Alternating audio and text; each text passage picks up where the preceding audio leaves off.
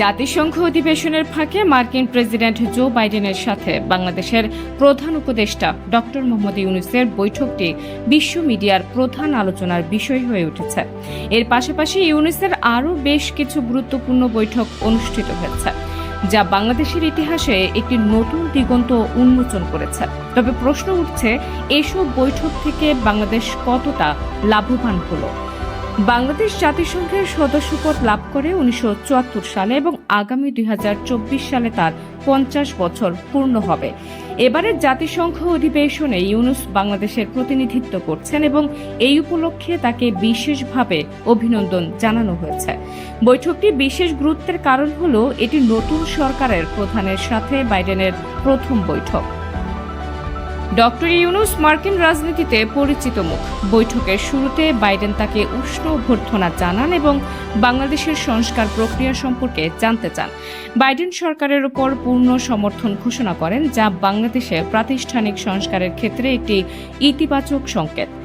যুক্তরাষ্ট্রের সাথে সহযোগিতা বাড়াতে বাংলাদেশ ইতিমধ্যে প্রস্তুতি নিতে শুরু করেছে। এর মধ্যে জিএসপি সুবিধা পুনরুদ্ধারের উদ্যোগ অন্যতম। পাশাপাশি সাম্প্রতিক সময়ে যুক্তরাষ্ট্রের প্রতিনিধি দলের সফরের ফলে কিছু অর্থনৈতিক সহায়তার আশ্বাস পাওয়া গেছে, যা ভবিষ্যতে আরও বৃদ্ধি পেতে পারে।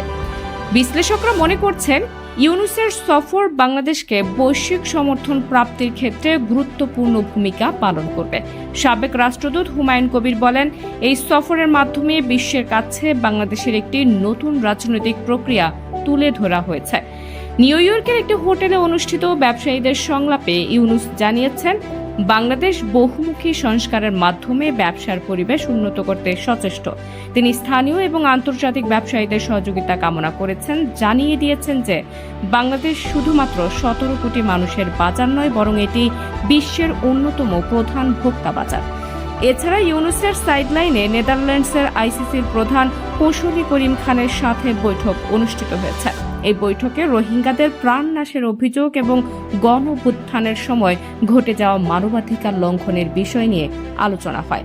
সার্বিকভাবে বাইডেন ও ইউনূসের বৈঠক এবং অন্যান্য আলোচনাগুলো বাংলাদেশের জন্য একটি নতুন সম্ভাবনার দ্বার উন্মোচন করেছে। আন্তর্জাতিক পর্যায়ে বাংলাদেশের অবস্থানকে আরও সুদৃঢ় করার জন্য এসব উদ্যোগ গুরুত্বপূর্ণ ভূমিকা রাখতে পারে।